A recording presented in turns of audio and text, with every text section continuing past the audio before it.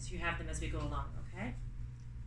So I am here to do an overview of the apprenticeship program. I'm going to start by talking about the apprenticeship program kind of as it is in Ontario. There's, I think, 6 different colleges that offer the DSW apprenticeship and about 12 that offer the diploma.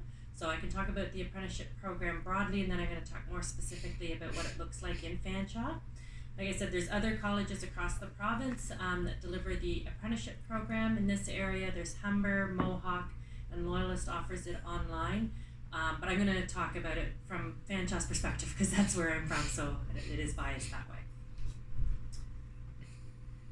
So the apprenticeship program, around 2011, I think, they launched the apprenticeship program for developmental service workers. The developmental service field at that time, very similar to kind of where we are now, recognized that it was hard to recruit people with the DSW diploma, people with the credential, and said we are recruiting a lot of great people from different fields, but they're not coming with the specific knowledge that we need to provide very specific skill set to the people we're supporting. So we need a way to train the people that we're recruiting, and so they launched the DSW Apprenticeship Program for people who were already hired, had been working in the field for many years, to help them attain skill sets that the DSW program provides. So just like any apprenticeship program in Ontario, such as plumbers, electricians, the process for the apprenticeship program recognizes that a lot of your learning happens on the job. So you are working in the field, you have the opportunity to learn from each other, from mentors, and so this apprenticeship program recognizes that 85 to 90% of the learning you're going to have in your professional practice is going to happen on the job. It also recognizes the value of in-class learning and academic learning to developing your professional practice. So about 10 to 15% of the learning is going to happen in school, and that's the part that Fanshawe brings to the apprenticeship program, is that in-school learning. For the apprenticeship program, you need to complete 3,720 hours of on-the-job learning. That's learning that you do while you're working, so while you're getting paid and working in the field. And you're going to complete 3,720 hours of on-the-job training. Just so a reference point, if you work full-time for a year, that's about 2,000 hours.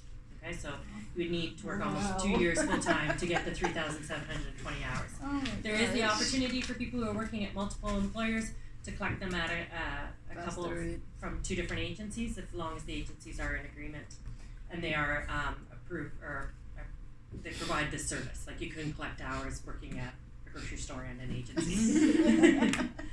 And you don't have to do it in 2 years.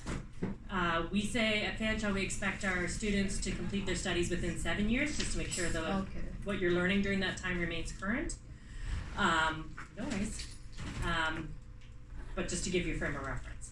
Our academic program portion is set, you can pass these out. I don't know if there's enough for everyone. I might have to share. Our academic program is set to get you through the academic portion. If you followed along through our academic portion, you would complete it in about a year and a semester. So 2 years plus 1 semester. So your in-school hours are about 780 hours. And like I said, that will take you about 2 years and 1 semester, unless something happens in your life, like you have a baby or something else happens, then it might take you longer if you have to take a semester or something off. So we work closely with Robert Hickey. The developmental service field worked closely with Robert Hickey out of Queen's University, and he did a study about the workforce, the developmental service workforce, particularly people providing direct support in Ontario, to see what how they felt about their job and their job satisfaction. And what that study found is that people who have the DSW diploma or the DSW credential were the people who felt the most likely or the strongest rate of being educationally prepared. So yes, a lot of people in this field have a lot of different educational backgrounds, but people who have the DSW education feel like their education has prepared them for the work that they're doing. So that's one reason to do the program. Students tell us probably the main reason I hear about why people want to take this program is the desire to have the training specific to developmental services, right? So like I said, people come with a wide variety of educational background, and that's great, and all of those skills and education are very valuable, but they want education specific to the field that they're working in. Some people have a general interest in disability studies. It's definitely a field of study that's growing in Ontario and around the world, just understanding how we can support and create communities of belonging for everyone. This is a very affordable program, and it can also be a stepping stone to further education. So from the DSW Apprenticeship Certificate, you can bridge to a college diploma, and from there you can get advanced standing in undergraduate degrees. So if you're interested in getting your university degree, this is a great and affordable way to get there as well. So we've had lots of graduates from our program. Some of the things that they have said about the program is that probably the number one feedback about the outcome of getting their certificate is that they feel better able to support the people they're working with. So to me, that's really reassuring to hear. I was telling the last group, usually what I hear from students is, I'm so glad I did this. This is really helpful. I think it should be mandatory for everyone to do it. So they do feel it helps their professional practice. They also talk about it giving them access to other opportunities, job opportunities, and the opportunity for more job growth within their current employer. 88% of apprentices upon completion said they were either very satisfied or satisfied with the program. I do hear from students about halfway through them going, am I ever going to finish? Oh my gosh, what have I gotten into? But by the time they're nearing the end, they're like, this was great, I'm glad I did it. It was definitely worth it. So often I'll hear from potential apprenticeship participants, I'm too old, I'm too young, I don't have enough experience, I've been in the field too long, I'm not the right person. Everybody's the right person. The average age of an apprenticeship student is 44 years old. We've had as young as 19, as old as 65. So there is no right age to participate. Every age is the right age. Average number of years is around 11, but we've had people who've been in the field for 3 months and people who've been in the field for 30, 40, 50 years. So there is, well, maybe not 50, but over 30. So there's a wide variety of experience and knowledge in our classrooms. And on average, people have been with their employer for 10 years. Some people have been with their employer for a couple of months. Some people have been with their employer for 20, 30 years. So there's great variety. So that's kind of the apprenticeship program overall. Like I said, now I'm going to talk about Vanshaw's apprenticeship program. So we kind of have, there's 20 courses that you're going to take, but there's some different themes. So one theme is kind of around the values, philosophies, background, very focused on the evolution of developmental services and where we are now in supporting people with developmental disabilities. So we talk about philosophy of support, recognizing and preventing abuse for people with developmental disabilities, inclusion, the history of developmental disabilities, etc. We also have a stream that focuses very much on health and wellness, including pharmacology and controlled acts. There's 4 levels plus a pharmacology course that are part of that stream.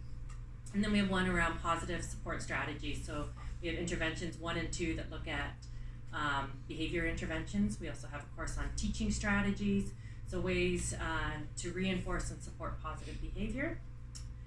And we have core competencies woven through our program. Vanshaw includes core competencies in our diploma and in our apprenticeship courses. So that's a language you'll be familiar with because you have core competencies at this agency as well. So this is just a list of courses that you'll be taking. This gives you a calendar of when the courses are laid out for the January intake. So what we're launching now is the intake for January. This is kind of a calendar of when these courses will be happening. Developmental disabilities 1 and 2 are always our first courses in our program. Health and wellness 1, 2, 3, 4, you have to take in order. So if life happens and you miss a semester, know that you have to take health 1, 2, 3, and 4 in order. Interventions 1 and 2 you have to take in order, but we usually offer it in the same semester, so that usually works out. Sorry, somebody was peeking in the door. And pharmacology we recommend that you take with health 2 or kind of in line with the health courses.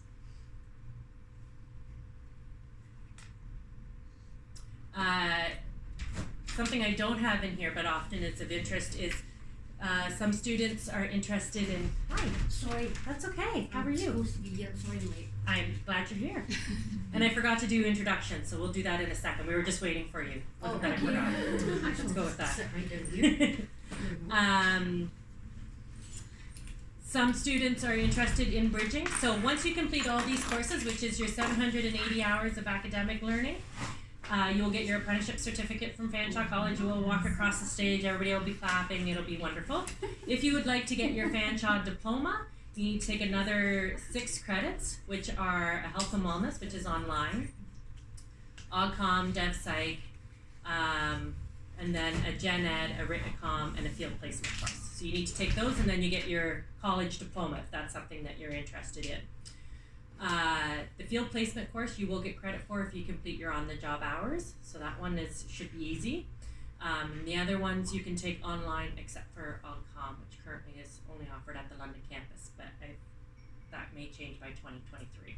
So if that's something you're interested in doing, most students can do it in about a year after they complete their certificate, and then you can walk across the stage again and get your diploma. And then if you're interested, Hamburg Guelph has a great degree program that you can go into year 3 with. Once you have your college diploma, you can go into an undergrad degree in year 3 at that program, and it's offered online or hybrid or in class. King's in London also has, I think they take students into the 2nd year of their disability studies, and Ryerson also takes students into their disability studies program with advanced standing. So this could be the start of your pathway to a university degree if you were interested in that.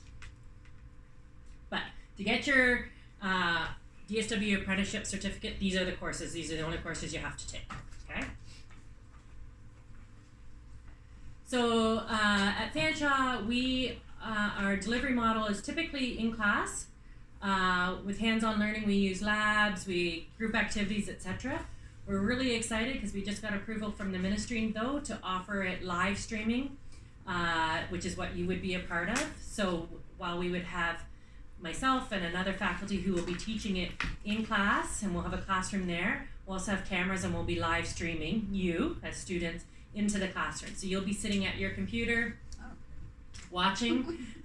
It'll be a first for us faculty too, but you'll be watching us teach our class, and the system will be set up that you can ask questions and you can participate in the in-class discussion from your class. And the hope is that we'll have students from all across Ontario participating that way, so that we can reach more geographical area participants. So we're pretty excited about that model. It is a new model, so there may be a few kinks, but we're really committed to making it work. So we look forward to hearing from students about how we can support their learning through this model. So there's no class that we have to go to London for? You don't have to go to London. You do have to, there will be class on Tuesday mornings from 8 till 11, so you will have to get up and get in front of your computer and participate. So it's a little different than online learning where you just have to log on and do weekly activities. It is, you have to be committed to a certain time, which can be good for some people to know I have to, on Tuesday mornings, do this. So it's not really online learning in the traditional sense, but you don't have to go to a classroom. So you can, as long as you brush your hair and you look somewhat decent, you can do it in your pajamas. Okay? And it's only on Tuesdays. Yes, so if you start, so we offer this program, we have a Tuesday group, a Wednesday group, a Thursday group in London, and we have a group in Kitchener. But if you start in January, you'll be what we call our Tuesday intake, so all of your courses will be on Tuesday between 8 and 4. Some semesters they might be 8 to 2, some they might be 8 to 3, some they may be 8 to 4. But they will always be Tuesday 8 to 4. So from January 14th, 2020 until April 2023, you know what you're doing on Tuesdays between 8 and 4. Your time's booked with Fanshawe, okay? But that's when your exams will be, everything will be in that during that time, so that you know your schedule. You don't have to, your employer knows your schedule, it's set. Now, if something happens, often people have babies or something else and they miss a semester, then we might need to look at, okay, can we get you into a Kitchener course or some other course in a different way? But if you start in January and you follow the path, it'll always be on Tuesdays between 8 and 4. And that was something we heard from our employers that would be really helpful, is to have consistent days so people know what to expect. Another thing that we're really proud of at Fanshawe is that our diploma courses and our apprenticeship courses are the exact same. It's the same content, same evaluation, taught by the same people, so it's the same integrity of learning. So it's just as hard, but we've put in just as many things to help you be successful. So you are learning a college level education, okay? But we have our apprenticeship students are very successful in our program because they're there for the right reasons. The professors that teach in our diploma program are the same professors who teach in our apprenticeship program. So you have high quality professors. We fight over getting to teach the apprenticeship program because we have students who are excited and have experience versus, the 18-year-old who has no idea what we're talking about. So we really like teaching our apprenticeship courses. In the apprenticeship course, though, there will be students from all across Ontario. They will all be apprenticeship students. Okay, so you're engaging with other people who are working in the field who have similar experience and also different experience based on where they're working and what part of the or province they're in, etc. Okay, so that part students tend to really like as well. As a Fanshawe apprenticeship student, you do have access to an accessibility counselor. So if you're somebody with a learning disability or may require mental health accommodations, you can contact one of our counselors. They can talk about aids and devices that we have or strategies that you might be able to use. They can be liaison between you and your professor to help set up those strategies. So you don't need to disclose any of your diagnoses to your professor, just to your counselor, and they will set up the requirements. Probably the most common accommodation that we see is extra time for test taking or test taking in a quiet environment, and our accessibility counselors help set that up. Okay, so you have I think it's probably Matt Brown we'd put you in contact. He's our accessibility counselor for our apprenticeship students. He works with you to say this is probably a strategy or a tool that we have that'll help you be successful. We also have the Learning Center, which is like the library, which provides assistance to students, and they can do that online too. So our accommodations, our counseling services, and our Learning Center are accessible to students for distance learning as well. Okay. Amy's going to go through a lot of this with you as well. The application process starts with TCU, which is Amy's here to speak about. Once you go through that, then you'll contact Fanshawe. We'll get you set up as a Fanshawe student so that you can do your academic learning.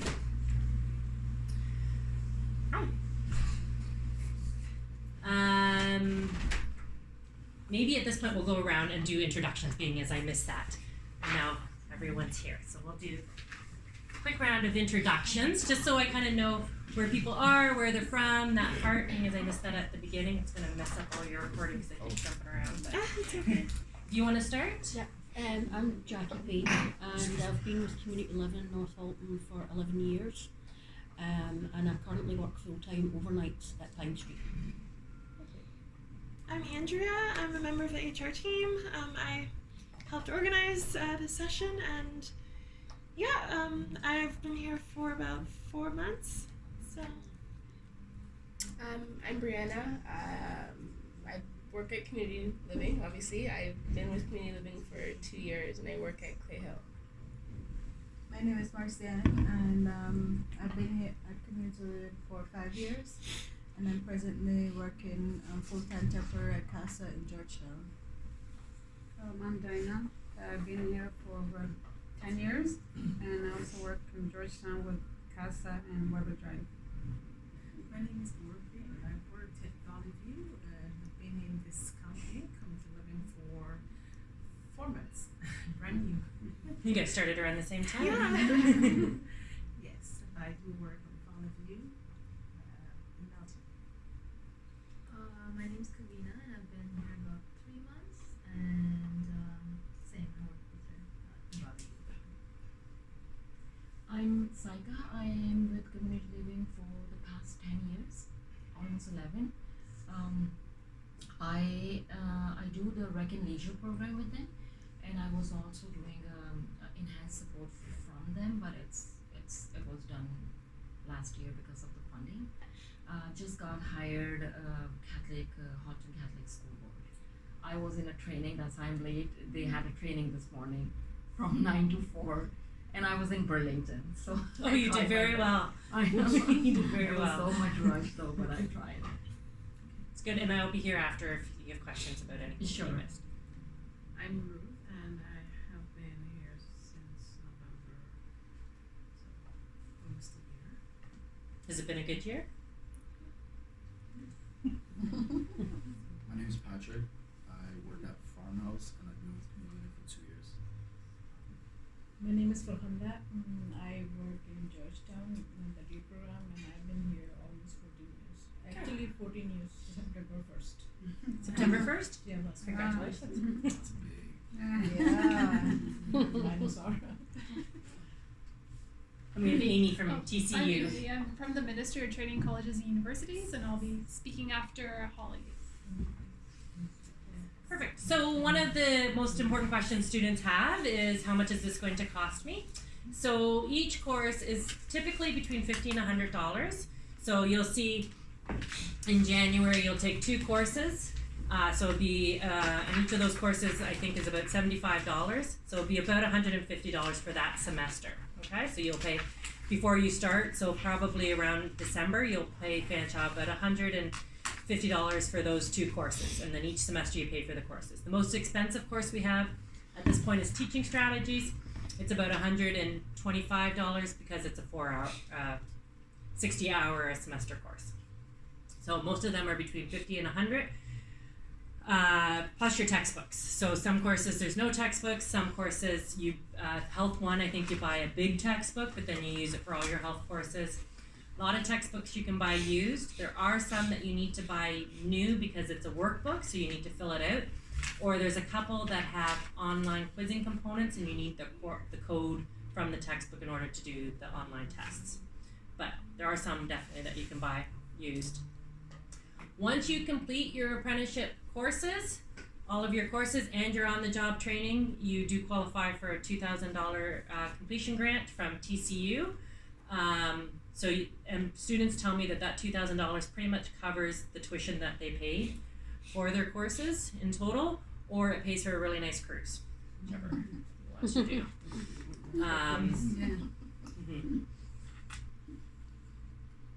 Any questions about the cost? I should mention, if you do, after you complete all of these courses, that cost that amount. If you do the bridging, they are at regular college costs. So the bridging courses do cost between $300 to $500. Okay, so just so I'm not leading you astray. But these courses on here that you need for your apprenticeship certificate are between $50 and $125. So the delivery model, like I said, we're very happy that we'll be live streaming into a London classroom. So that's how you'll be participating. It's day release. It'll be Tuesdays between 8 to 4. We will be still committed to doing some interactive activities that reflect what we do in our traditional classrooms. If something happened and you were interested in taking classes in a different way, we do offer classes at Sunbeam in Kitchener. So they have in-class classes there on Wednesdays between 8 and 4, and we have classes running in London as well. So those are an option as well. Contact North, we've asked them what students will be required to have on their computers in order to participate. They said it's an Adobe download that you have to do onto your computer. It's free. They will help you set it up. They said, of course, you need internet. If you can plug in your internet, it'll probably work a little bit better than wireless, but wireless does work as well. You just might get some of the, static stuff. It'll be a little bit smoother if it's plugged in, but either or will work. And Contact North offers technical support, I think, till 11 o'clock at night, so they are also always available to provide technical support. And we're planning on the week before classes start. So classes start January 14th. The week before, we're going to do just a short session where all the students can log in, make sure they know how things are working. We'll do a quick tutorial on how to navigate the system so that on January 14th, you can log in ready to go. Okay, so our goal is to set students up to be successful, that the technology is going to help you and not be a barrier. Okay, so if you have any questions or concerns about it, we can work through that before classes start. And that's it. Any questions or comments? So the fee that you told us about, is that the reduced fee for the student? Okay. Yeah, so typically a college course is between probably $300 to $500, and you're paying between $50 and between $50 and $100. So I think it's like 85% subsidized through Amy and TCU. Any other questions? Yeah, just so you said that the courses start for January the 14th. When did we kind of set it up before that? So you're going to get set up with Amy, and then as soon as you're set up with Amy, you contact me. We get you set up as a Fanshawe student. You probably won't be able to register our system to register for an actual class. Will probably start mid-November-ish. So we can get you set up as a Fanshawe student, say, here's your student ID, welcome to Fanshawe. And then in December, you're going to call in. There's a number you call in and with your credit card and pay for your courses. Okay. And then the online learning platform usually opens the week before. And don't worry, everybody, the first week of class will be like, I don't understand what's going on. That's okay. Everybody, we're used to that as professors. We know, that's what happens. So it's okay. Sorry. Oh, sorry. Go ahead. I know you had said, I may have misinterpreted what you said, but you said regarding Kitchener and London, these are real in-class sessions we can go to, should we choose to, as opposed to working on. Yeah. And so once you register as a student, you can register and say, you know what, I'm just going to go to Kitchener's halfway through this, so it'd be hard to do the health courses. But if you wanted to go to Kitchener, you could do some courses in Kitchener. You'll have access to see what is happening where once you become a student. So you could do some courses. Their courses are on Wednesday, so you could do some in class there. You can do some online, or not online, sorry, live streaming like we're doing. Or you could do all or either or whatever you want to do. Typically, how long does each class last? Yeah. So do you mean if it says 45 hours, it's a 3-hour class. Each week it's 3 hours, okay? So that it's based, each class is based on a 15-week. Most of the sessions are 15 weeks, unless it's a condensed one. So philosophy of support is 6 weeks for 5 hours. If it doesn't, you'll see that beside it. If it doesn't say that, it's based on 15 weeks. So if it's 45 hours, it's a 3-hour class. So in January, I anticipate it'll be 8 to 11 and 12 to 3. Oh, okay. Okay? The timetable hasn't come out, but that's typically how it goes. So the first course will be... It's not a full day of class then? No. Okay. And the classes always are between 8 and 4, and usually with a 1-hour break in between. Right, yeah. If it's a traditional semester. Like I said, there's some semesters you'll see on there where we've condensed it. That has to do with faculty agreements. That's why we've condensed it. And students would rather have a shorter semester in the summer. You were saying the health classes, you have to do 1, 2, 3, 4, but these are split up here. Yeah, that's fine. You have to do them in order. So if you do it, if you're following along, skip over. Okay. Yeah, but if you say, I'm taking a semester off and you miss health and wellness 1 and 2, you can't come back and do 3 and 4. Oh, okay. Right? So we would have to figure out a different way to get you through your health courses. Is there a way to fast track this program, or is this the fast track? So the way to fast track it would be to do some of the courses in Kitchener, do some here. So I have students who are fast tracking. Most do it this way because they find that's enough, right? Students who want to fast, I have a couple who are trying to get through it quicker. They're taking classes in London and Kitchener and then doing some online through Loyalist. Wow. Those are the bright ones. So would that mean like enrolling in those and sticking to those, or does that mean like can I like pick up the pace like this week and go to like Kitchener? Oh, not per week, per semester. Oh, You per could do it per semester, not per week. And I'm not sure if this is a question for you or Andrea. I know on the pamphlet it had said we get paid for like 80 to 90% of this. Is that the work load? That's the in. Yeah, that's the work you're already doing. Yeah, so it's not you're not going to get more money. So every week's base would be like from what we're doing at work, essentially, showing that we're. So like, yeah. Okay. Yeah. So, and Amy will talk about that you have to show that you demonstrate things on the job, that you're demonstrating the skills of a DSW on the job. So does that mean that during on Tuesdays all of us are not working? Yeah, but you have to take that Because as you a have to fair. take the class, Yeah. So, We don't get paid for is the Tuesday, so do we? when, No, you don't is get there an option though? Like if, so you said it's Tuesdays from 8 to 4, you have those 2 classes back to back.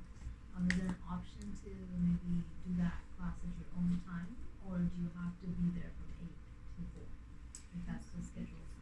So it is live streaming. The expectation is that you are there and Yeah. participating in class. So yeah, sorry, that's what I meant. Like like that online course, you have to be in that class, or can you? Is that recorded and you can like So go through it at a different yeah. time?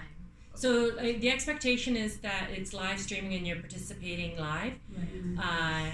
And you can miss up to 3 classes. That's kind of the rule. I say that knowing that Contact North typically records the live streaming stuff. So there may be an option to watch it, but we probably wouldn't count you as present and actively participating in the course. Okay? So the expectation is that we're So it's not like a typical online course yeah, it's where not you can online. like do it at like at Yeah. night, Oh, you work in no. the morning, do it at night when you're no. The expectation is that it's live streaming. So you cannot work on your own pace. No.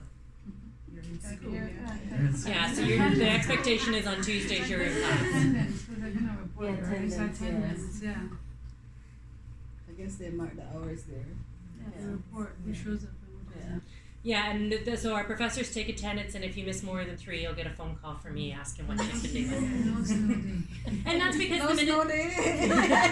and there's no snow day when we're live streaming. There's no snow day because even your professor can log in and teach if the weather's really bad. So there's no snow days with live streaming. There could be power Yes, that's what you want. Part of the attendance expectation is that a lot of your school is being subsidized. So I think it's a fair expectation that you're showing up. I might have missed this part, but for the first half of like the work hours part, I guess that goes with the schooling. How do we? Amy's going to talk about how you keep track. Because I'm part. Yeah. Okay. Yeah. And you can do that, like I said, between a couple of agencies, possibly, if that works out. Okay, I'm going to turn it over to Amy, but I'm sticking around if you have more questions.